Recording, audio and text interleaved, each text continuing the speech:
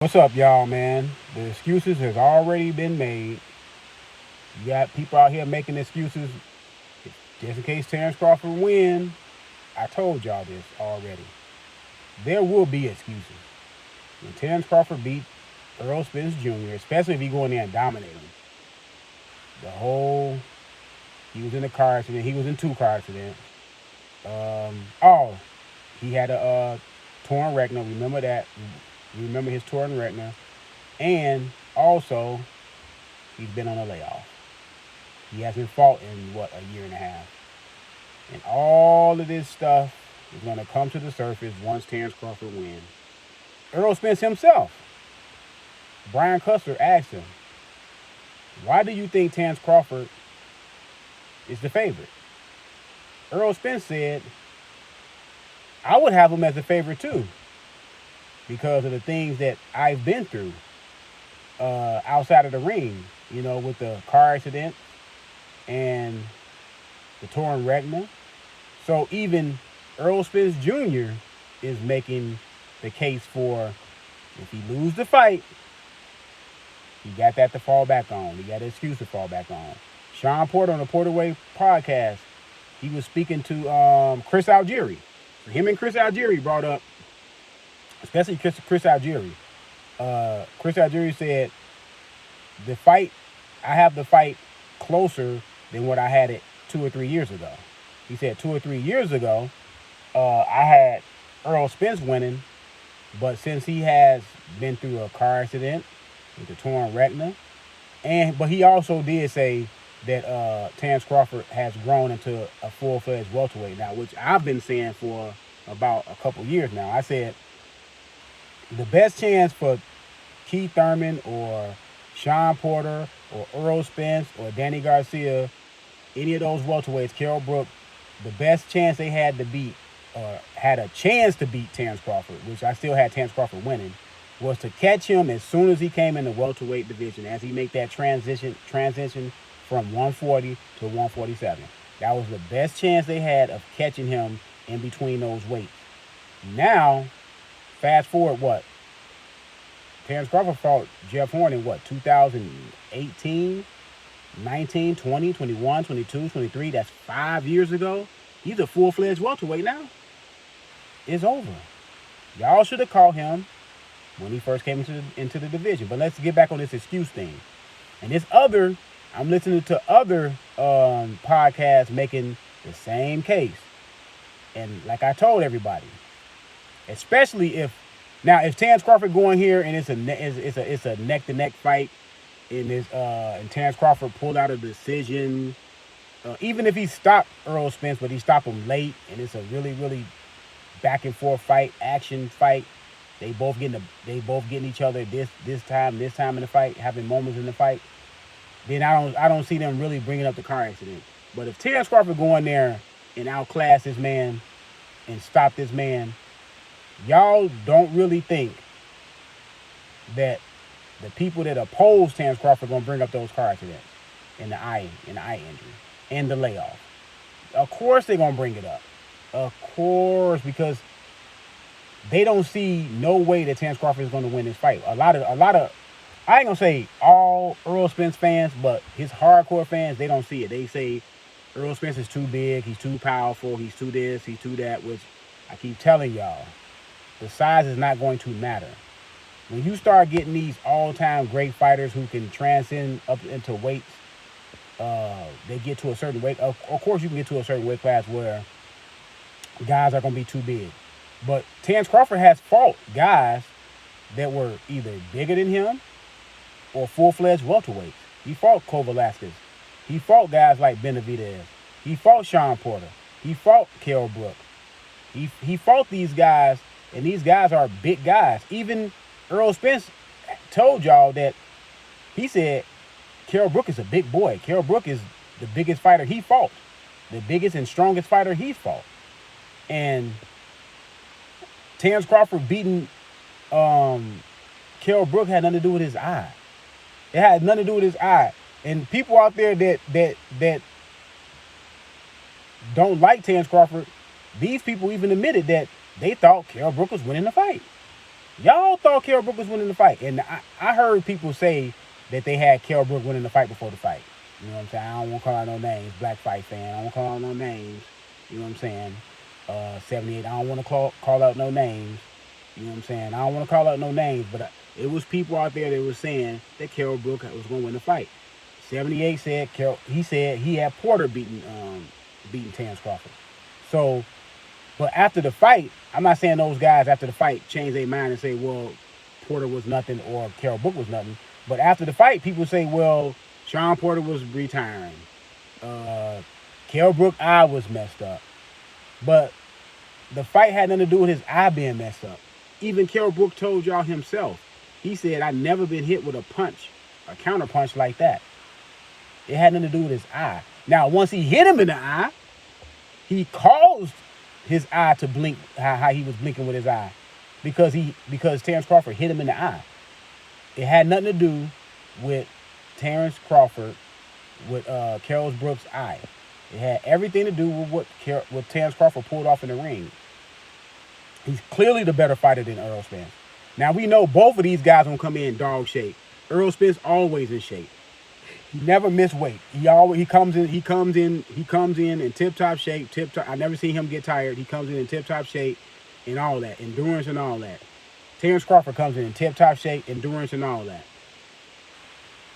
Skill wise, it's like night and day. Terrence Crawford, yes, he's the reason why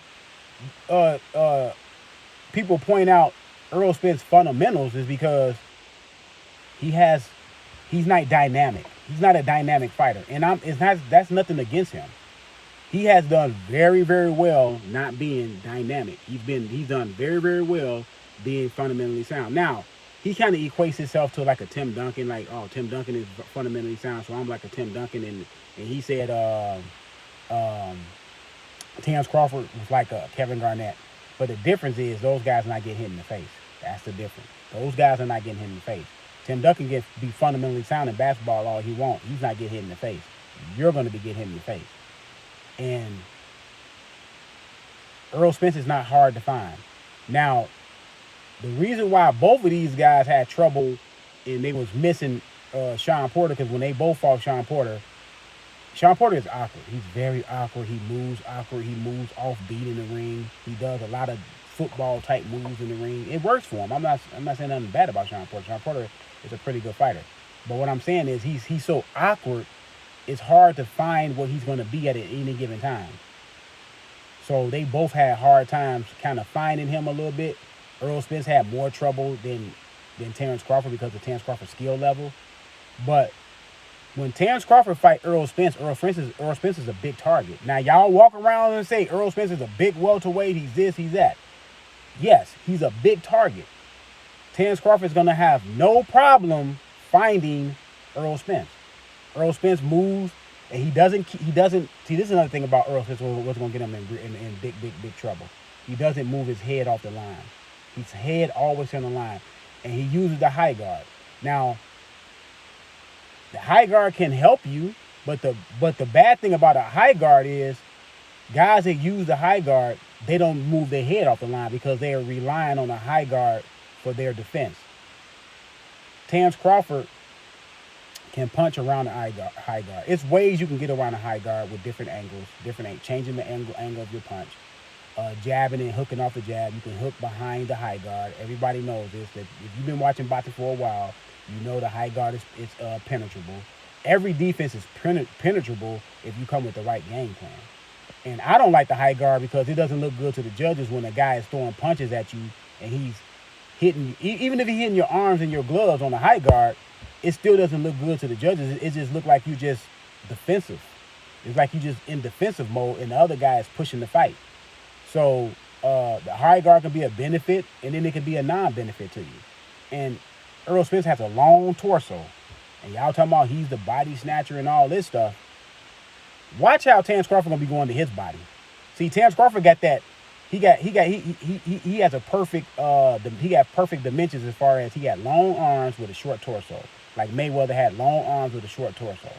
So it's kind of hard to really get to their body. You can get to their body, but it's harder. You will have to reach You will have to bend down a little bit lower than you have to usually bend down. You seen how Errol Spence had trouble hitting. Sean Porter had a short torso too. You seen how he was having trouble reaching Sean Porter's torso. And he was reaching. And then you heard Kenny Porter say, we're going to give him the body shot. Especially in the center of the ring. When we get on the ropes, we're going to turn him. You know why Sean Porter's father said, Kenny Porter said, we're going to give him the body shot, especially in the center of the ring?